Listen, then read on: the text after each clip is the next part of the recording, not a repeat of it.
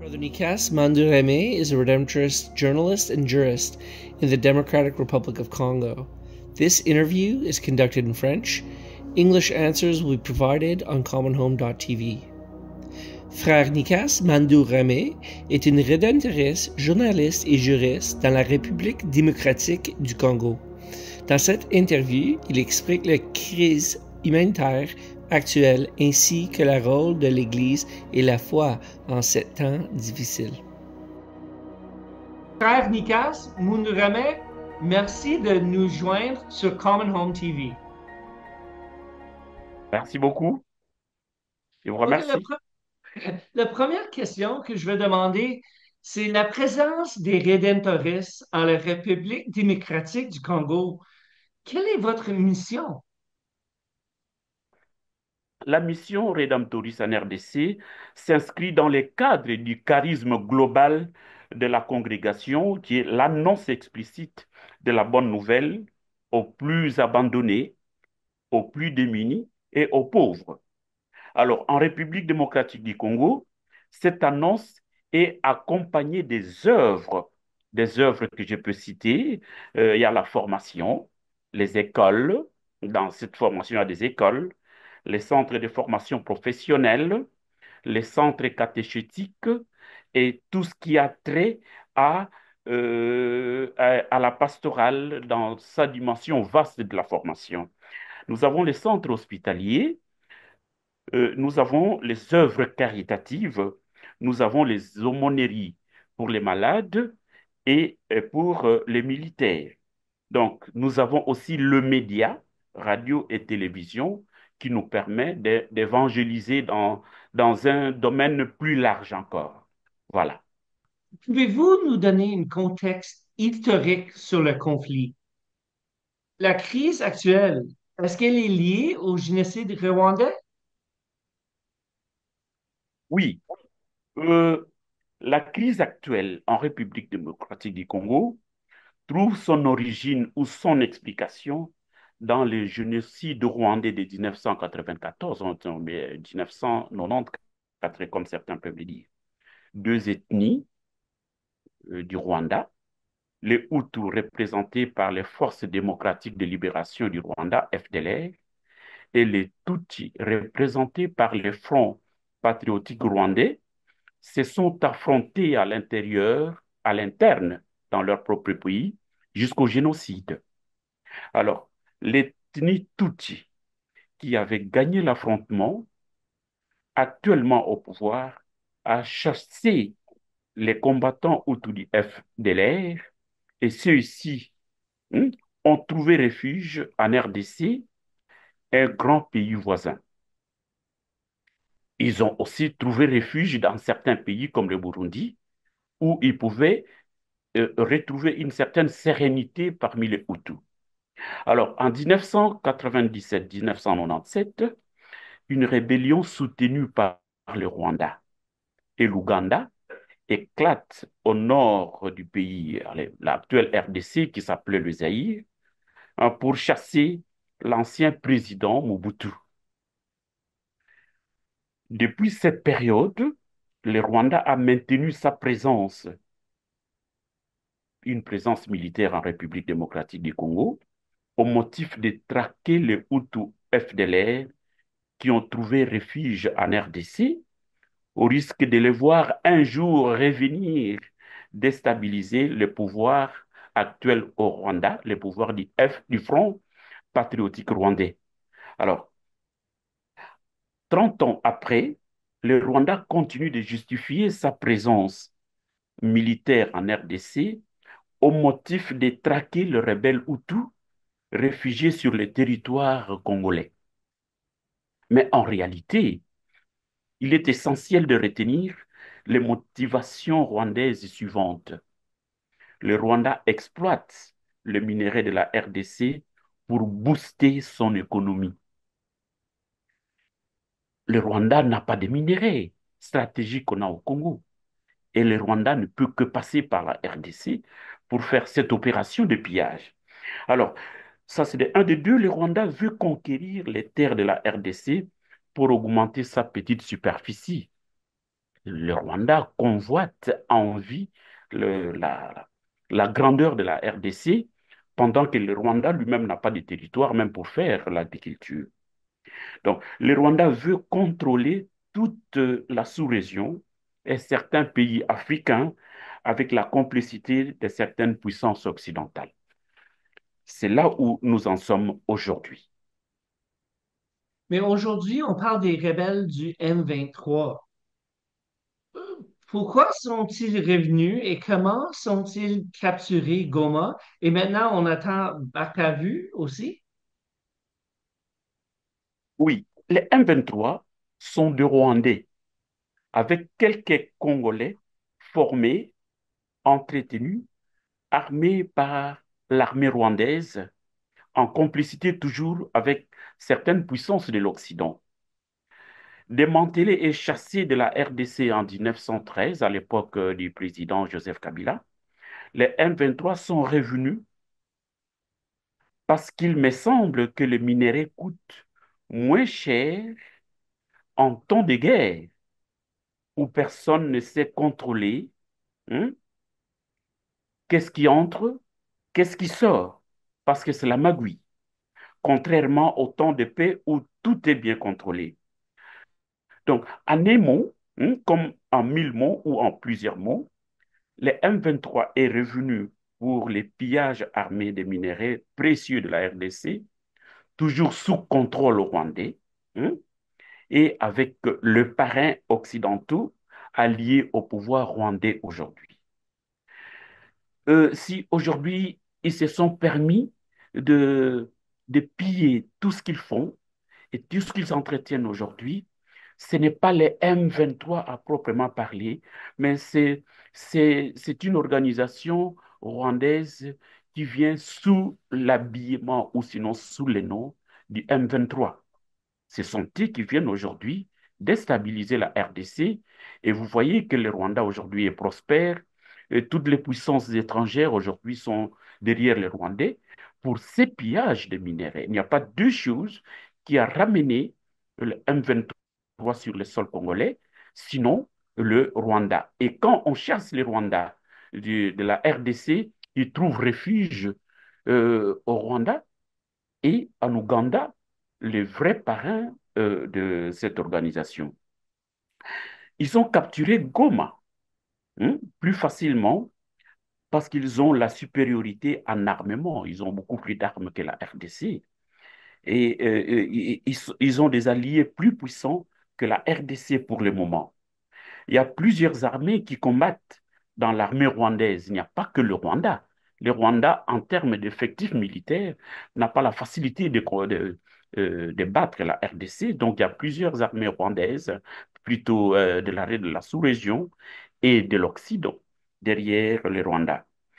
Donc, et l'armée de la RDC étant moins équipée, pas très bien entretenue, non motivée, hein, et surtout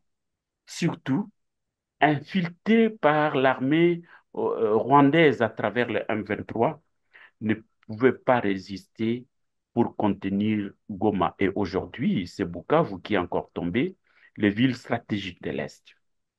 Comment les richesses minérales de l'Est de la RDC, notamment les ressources essentielles comme le coltan et l'or, a-t-elle contribué à la conflit en cours?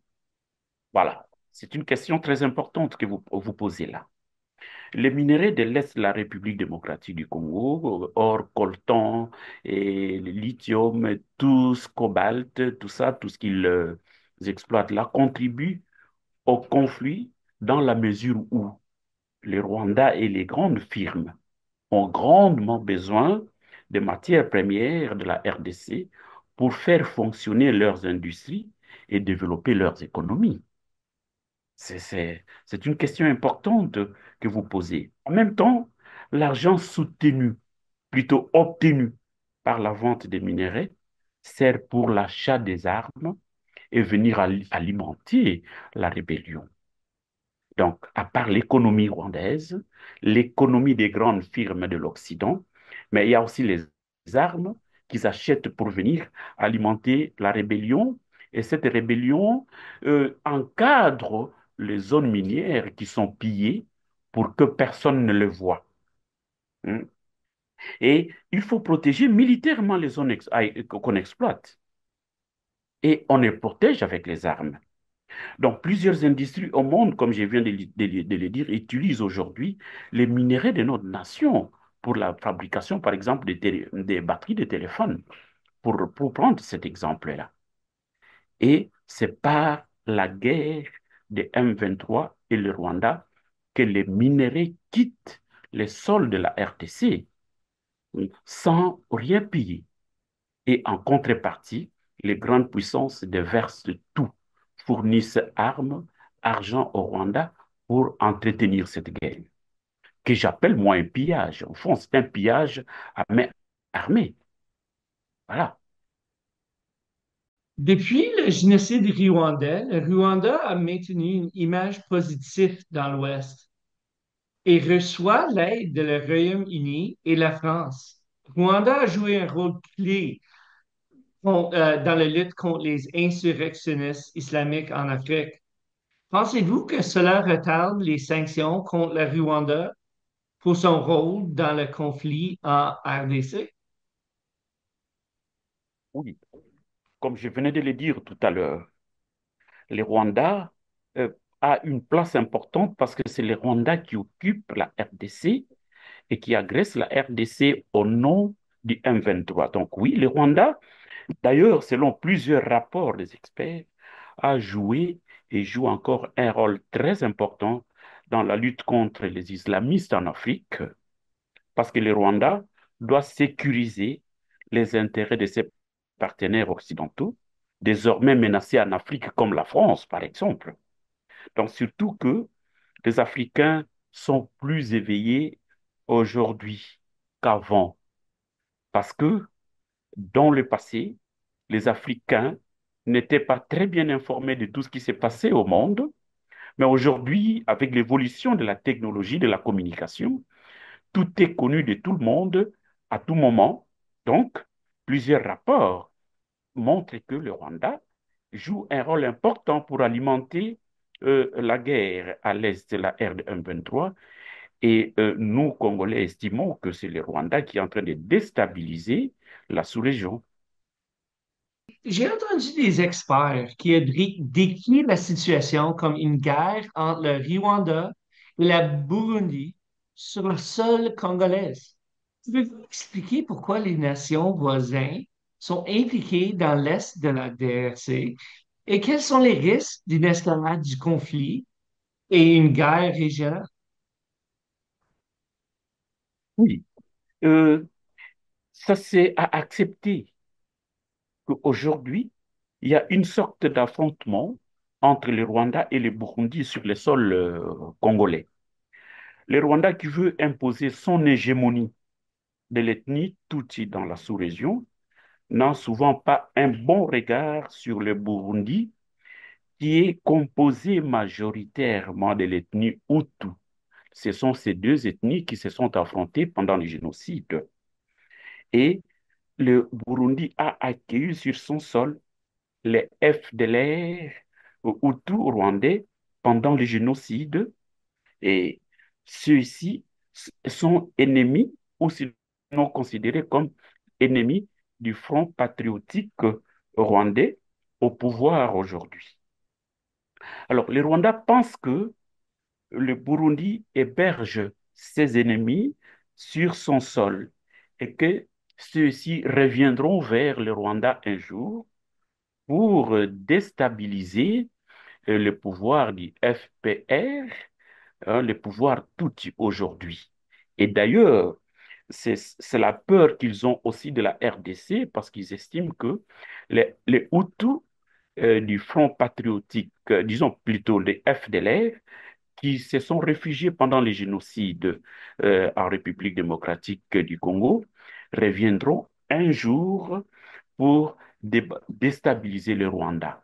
Et d'ailleurs, c'est cette raison-là, comme je le dis, qui revient toujours dans le comportement du président rwandais, qui a peur que ces Hutus réfugiés au Congo et au Burundi reviennent un jour pour déstabiliser le pouvoir du Front patriotique rwandais.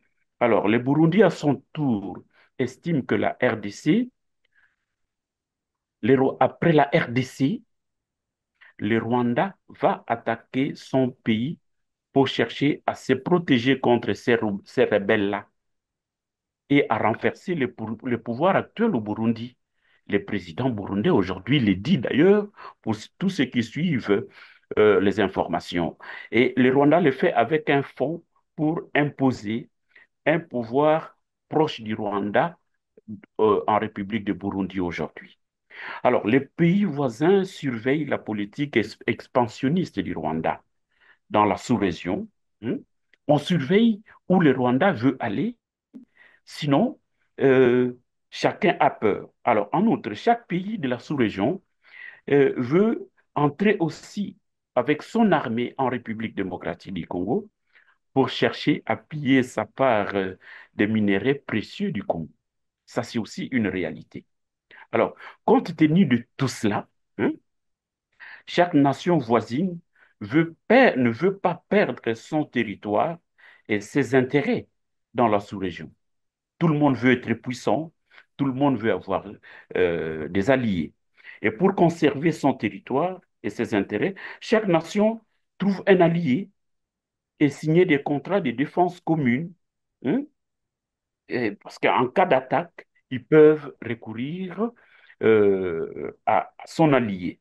C'est pourquoi les Burundi et les pays de la SADC sont sur le sol congolais pour combattre le Rwanda, hein, d'où les risques d'ailleurs de la régionalisation de la guerre. Les efforts du paix sont souvent échoués. Les rédemptoristes ont une longue histoire de promotion de la paix et de la dialogue. Selon vous, quelles actions concrètes peuvent aider à mettre une fin au conflit et stabiliser la région? Oui, selon moi, selon ce que nous vivons, ces conflits sur place, les actions concrètes pour mettre fin au conflit et stabiliser la sous-région restent et restera le dialogue entre toutes les nations qui composent la sous-région, avec signature des pactes de non-agression, par exemple. Les pays de la sous-région doivent passer par la réconciliation et instaurer une culture de paix, ce qui n'existe pas. Et par la suite, on peut organiser une patrouille policière commune, par exemple, à toutes les frontières. En tout cas, disons en tout, il est très souhaitable que les pays de la sous-région cessent d'être influencés par les puissances occidentales, marquées par la prédation et la domination. C'est une forme de colonisation qui continue. Donc ces États-là ne sont pas très indépendants vis-à-vis des puissances occidentales. Et ces États devraient cesser d'être influencés par cette domination occidentale, par cette prédation occidentale en leur donnant des armes, en leur dictant une politique à mettre sur pied pour vivre dans la sous-région. Alors, euh, parce que aujourd'hui, gagner une guerre par les armes ou imposer une paix par les armes, mais sachons-le très bien que c'est toujours une guerre suspendue. Remporter une paix par les armes, c'est une guerre suspendue parce que tôt ou tard, la partie qui a perdu la guerre finira par venger et on entre dans un cycle de guerre. Aujourd'hui, le Rwanda agresse la RDC, la RDC est par terre et un jour, elle va se préparer pour venir encore attaquer le Rwanda et le Rwanda à son tour va revenir en RDC les années plus tard pour attaquer, on entre dans une spirale de guerre. Donc, ces conflits pouvaient trouver sa solidité, sa grande stabilité, sa fin dans la négociation, dans le dialogue que par la guerre. Comment les rédemptoristes répondent-ils à la crise? Quel rôle jouent-ils dans l'assistance humanitaire et accompagnement pastoral? Oui, donc les rédemptoristes répondent à cette crise actuelle en participant aux initiatives de l'Église catholique, qui est une Église puissante, et je crois que vous ne l'oubliez pas, une Église très écoutée, à travers la commission Justice et Paix, pilotée par la Conférence épiscopale nationale du Congo, qu'on appelle SENCO, et qui est à pied d'œuvre d'ailleurs aujourd'hui. Et, pour négocier avec les partis au conflit.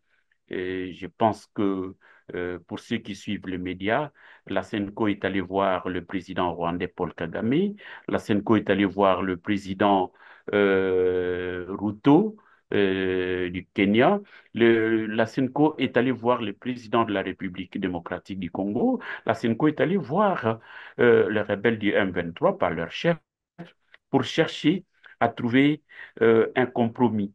Et dans tout ce qui s'est fait là, il y a une présence rédemptoriste dans cette structure qu'on appelle la Commission Justice et Paix, et qui, par tous les moyens, cherche la paix aujourd'hui en République démocratique du Congo. Et sur le plan humanitaire, les rédemptoristes n'ont pas de moyens suffisamment pour intervenir en faveur des déplacés.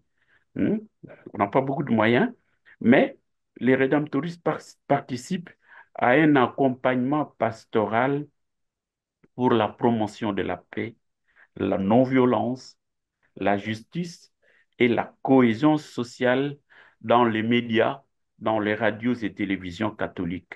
C'est un apport non négligeable. Et comment que les rédemptoristes dans le RDC collaborent-ils avec les organisations humanitaires pour soutenir les communautés vulnérables affectées par la guerre et la pauvreté? Oui, les rédemptoristes répondent à cette crise actuelle en participant aux initiatives de l'Église catholique, comme je viens de le dire. Donc, à travers, disons, les rédemptoristes participent hein, dans certaines organisations humanitaires dans la contribution, hein, dans la contribution des aides aux pauvres lorsque cela leur est demandé. Si on pose une telle question aux rédemptoristes, est-ce qu'ils peuvent participer? Ils le font de tout leur cœur.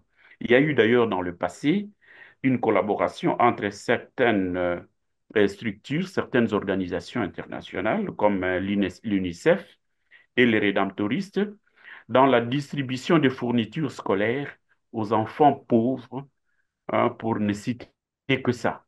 Donc, toutes les fois où une organisation présente en République démocratique du Congo a besoin de l'aide rédemptoriste, nous le faisons en participant au degré qu'on nous exige. Par exemple, ce que je viens de citer, la distribution des biens aux pauvres et l'assistance aux pauvres. Surtout, par exemple, dans le passé, il y a l'Angola qui a trouvé refuge en République démocratique du Congo. Nos paroisses ont servi de lieux de refuge. Certains réfugiés ont logé dans nos paroisses. Ils ont obtenu l'aide et la participation des rédemptoristes en ces temps-là, parce que la guerre, l'Angola était entrée en guerre pendant plusieurs années, 27 ans. Hmm. Ouais. Et quel rôle joue la foi pour aider les communautés à endurer telle de souffrance? Oui, c'est une question aussi très, très importante. Évidemment, la foi a une place très importante pour surmonter les épreuves de la guerre et de la pauvreté en RDC. Si la foi n'avait pas une grande place en République démocratique du Congo, la- ce serait encore plus grave que ce que nous vivons aujourd'hui parce que les enseignements de l'Église sur l'espérance, sur la persévérance malgré les guerres, malgré la pauvreté, malgré les souffrances, nos sociétés n'allaient pas tenir. C'est la foi, c'est la foi qui joue une place déterminante dans notre pays en ce qui concerne hum, la possibilité euh, de contenir, de contenir nos fidèles chrétiens. On allait assister à des vengeances et des vengeances. Heureusement que l'Église fait un travail très, très remarquable. Hum.